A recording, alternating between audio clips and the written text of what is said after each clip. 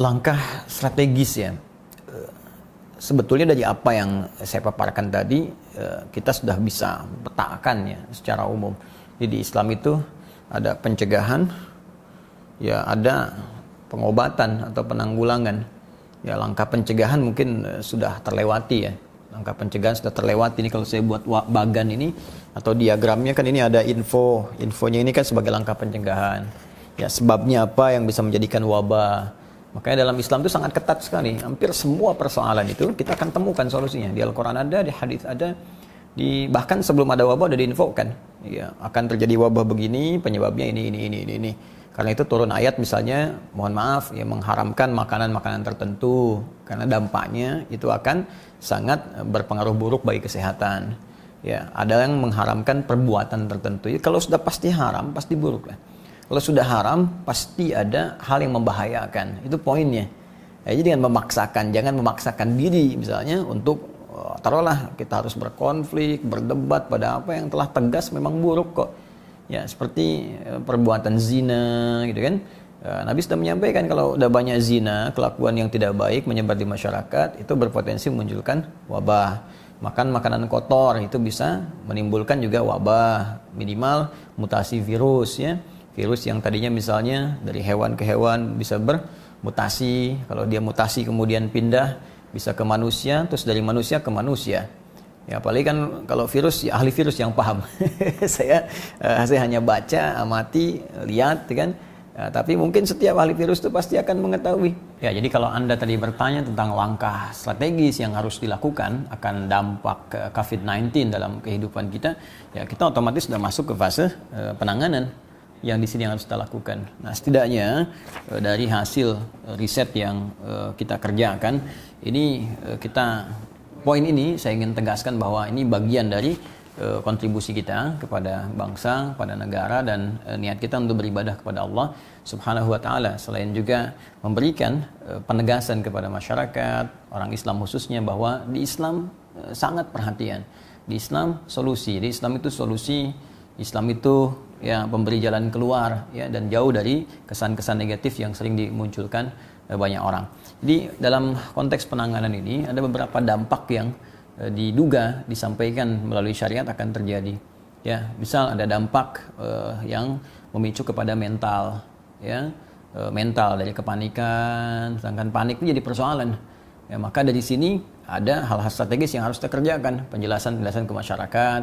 Misalnya ahli virus bicara tentang virusnya, ya ahli agama bicara tentang bagaimana menenangkan hati, tentang jiwa dan sebagainya. Itu yang coba kita hadirkan, kita koordinasi juga dengan teman-teman di dai, para ulama, bahkan mengeluarkan doa-doa. Ya, ini yang paling menarik. Jadi dalam situasi ini pun Nabi sudah membimbing kita. Ini baca doanya nih. Doa ini memenangkan kepada jiwa. Doa ini mencegah penyakit dengan izin Allah Subhanahu wa taala menjangkiti kita. Banyak doa yang bisa kita bacakan. Ya, yang paling populer misalnya zikir pagi dan petang itu ya bismillahilladzi la yadhurru ma'asmihi syai'un fil ardi wala fis sama' wa huwas samiul alim. Dan subhanallah walhamdulillah wala ilaha illallah wallahu akbar. Jadi doa-doa itu dari sisi spiritual. Dari sisi ahli yang virus misalnya ya bisa menerangkan ya seperti apa sih sebarannya gitu. Ya pola penyebarannya bagaimana sehingga kita berhati-hati. Kemudian struktur virusnya seperti apa, apakah ganas atau tidak, berapa hari masa inkubasinya di dalam tubuh yang kemudian bereaksi dengan antibodi, karena Allah sendiri menerangkan kita diciptakan dengan sempurna ya, bahwa Nabi memberi isyarat di tubuh kita ada kekuatan. Jadi sudah pasti saya punya keyakinan walaupun saya bukan ahli virus, ketika virus masuk pasti ada proses dalam diri kita, ada antibodi yang akan melawan. Mungkin reaksinya bisa batuk, bisa pilek dulu, bisa keluar lendir, sudah itu demam. Ya, tapi kan kita nggak tahu apa yang terjadi dalam fase itu, apa orang ini sakit atau antibodi yang sedang bereaksi. Ya, berapa lama bereaksi itu? Dan ketika itu muncul, memakan virus-virusnya, berapa lama virusnya hilang? Nah, dari sini kita juga bisa petakan. Jadi, kita bisa berikan edukasi ke masyarakat. Ini kan ada yang sembuh nih, ya 103 orang. Nah, kenapa kita tidak ambil testimoni misalnya dari dokter yang menanganinya, medis yang menangani, ya, mustahil 103 ini bisa sembuh ya, kalau tidak ada treatment yang dikerjakan. Jadi kita bisa sampaikan ke masyarakat supaya juga mencegah rumah sakit itu langsung membludak, sehingga banyak tenaga medis yang mungkin mohon maaf nih karena kesulitan, kelelahan yang sangat boleh jadi juga bisa mengakibatkan bahaya yang lebih fatal. Mungkin kematian yang terjadi ya kalau wafat takdir Allah, tapi sebabnya itu kan yang kita bahas. Ya, mungkin kematian yang terjadi bukan karena coronanya, boleh jadi kelelahannya, ya, tak tertangani karena situasi yang banyak dan sebagainya. Jadi kalau kita jelaskan ini sembuh nih karena seperti ini. Ternyata virus yang bereaksi dalam tubuh kita itu bisa dilawan antibodi, berproses 14 hari kalau makannya benar, sehat, olahraga sedikit, isolasinya cukup, teratur, mungkin bisa sembuh misalnya, atau bagaimana treatment yang lainnya. Ya, kemudian dalam konteks yang itu kita riset juga. Jadi ada beberapa yang disebutkan Nabi SAW, saya langsung cari tuh. Jadi begitu dapat gejalanya, ini COVID begini, jadi mulai sesak nafas, batuk-batuk, imunnya berkurang, badan lemas. Kita cari apa di referensi hadis Nabi SAW tentang bab obat-obatan yang kira-kira senafas dengan itu. Nah, ternyata ada satu materi, cuma saya belum bisa tunjukkan ya, karena ini nggak ada di Indonesia. Tapi saya sudah dapatkan, ini dari tempat tertentu khusus, ini nggak bisa saya buka dalam kesempatan saat ini, tapi saya bisa berikan kepada pihak yang berkepentingan, baik di negara misalnya, Kementerian Kesehatan, untuk diuji. Ya, kalau memang ada bagus, ya bisa digunakan. Ya, beberapa yang ada gejala saya coba berikan juga, belum tentu corona ya, jadi yang batuk, yang demam, yang apa, saya coba sampaikan seperti pernah ditunjukkan orang-orang sebelumnya, dan alhamdulillah ternyata hasilnya sangat cepat. Batuk hilang, demam juga hilang dalam beberapa waktu, tapi itu belum tentu juga gejala COVID-19. Singkatnya ke situ. Nah, tapi ada dampak yang juga mungkin diisyaratkan dalam khazanah keislaman. Hal-hal semacam ini itu pasti akan berdampak pada aspek ekonomi. Sudah pasti. Nah, sekarang bagaimana Islam memberikan solusi dalam keadaan seperti itu? Ya, ketimpangan, mulai lesu, bahan baku mulai sulit, ya, karyawan mulai banyak dirumahkan, segala rupa. Dalam kondisi itu seperti apa kondisinya? Bagaimana Islam memberikan solusi dalam situasi demikian? Maka ada hal yang sangat menarik ya. Dalam kondisi ini, Nabi pernah saat berhijrah dari Makkah Al-Mukarramah kemudian sampai di Yathrib. Dulu Yathrib namanya.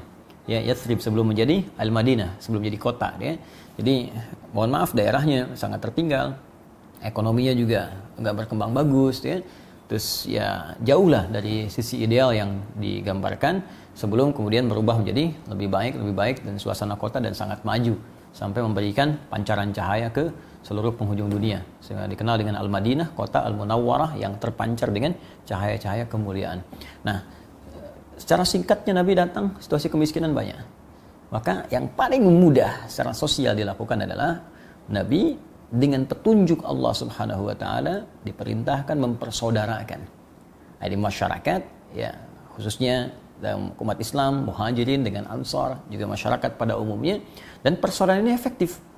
Ya, kalau Anda lihat, ini kan yang dibahas di bab-bab sejarah itu persaudaraan Muhajirin Ansar dihafalkan sampai istilahnya. Tapi esensinya apa gitu? Ya, yang kaya dipersaudarakan untuk membantu yang belum berkecukupan, yang ada dalam kesulitan. Maka dipersaudarakan si fulan dengan si fulan. Ini bisa mengcover berapa orang.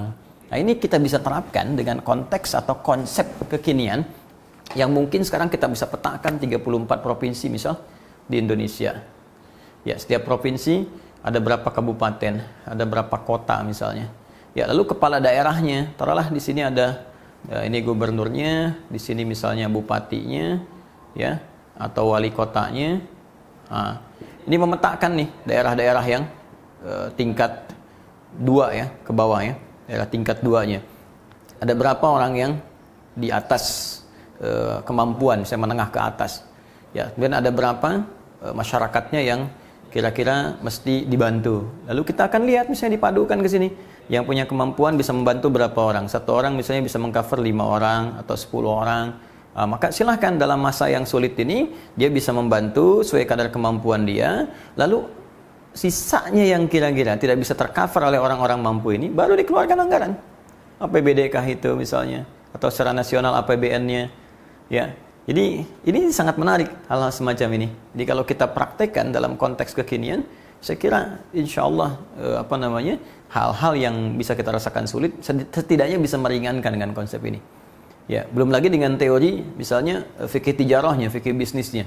Dalam situasi yang sulit sekarang ini apa yang bisa dikerjakan? Mungkin teman-teman yang di konveksi, yang sebagian ada yang jatuh, ada yang sulit. Kenapa Anda tidak beralih kepada aspek yang dibutuhkan masyarakat? Yang bisa bikin masker kayak tadi yang ini saya contohkan, tapi ini sosial. Ya karena saya bukan pebisnis, ya, saya alim, ulama, ustadz, pengajar, jadi saya memberikan referensi, Anda bisa mengeksekusi. Anda buat masker misalnya, ya kemudian dibuat khas, sampaikan ke masyarakat, nih HPH-nya berapa? Ini kan HPH-nya kalau dihitung-hitung kalau yang biasa mungkin di bawah Rp5.000.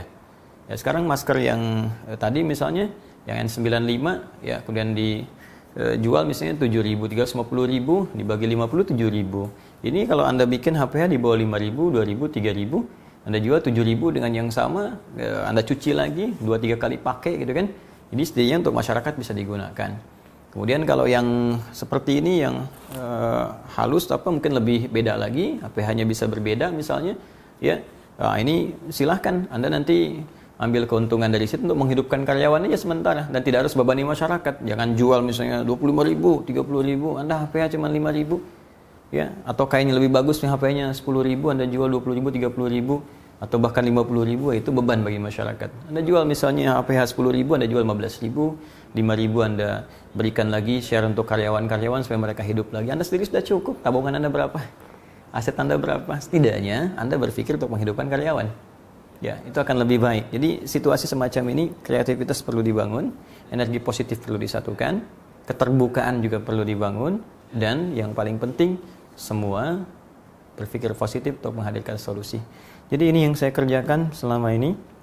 Wallahu a'lam di mana yang Allah ridai, tapi kita telah berikhtiar. Semoga Allah mengikhlaskan niat kita semua, dan lebih daripada itu, semoga dengan ujian ini kita lebih menyadari siapa diri kita. Ya, coba sekali lagi dilihat, kita seorang hamba yang pasti akan berpulang kepada Allah Subhanahu wa taala. Jangan sampai dengan ujian seperti ini pun kita malah semakin jauh dari Allah Subhanahu wa taala. Ya, keinginan untuk ibadah semakin berkurang, rasa malas semakin meningkat. Ya, dan itu tanda-tanda ada hal yang harus sangat diperbaiki sebelum nyawa sampai di kerongkongan dan tidak ada jalan bagi kita untuk memperbaiki kembali. Ya, setidaknya koreksi diri kita, perbaiki amal soleh kita, karena semua kita pasti akan berpulang pada Allah Subhanahu wa taala. Anda mengisolasi diri, harap-harap corona tak masuk, tapi malaikat maut tidak akan pernah punya sekat untuk bisa membawa Anda kembali kepada Sang Pencipta. Ya, sekali lagi ini pun adalah saat yang baik untuk saling bersinergi dalam kebaikan dan menghadirkan amal soleh yang boleh jadi itu meringankan beban kita di hadapan Allah Subhanahu wa taala. Saya kira itu. Terima kasih. Assalamualaikum warahmatullahi wabarakatuh.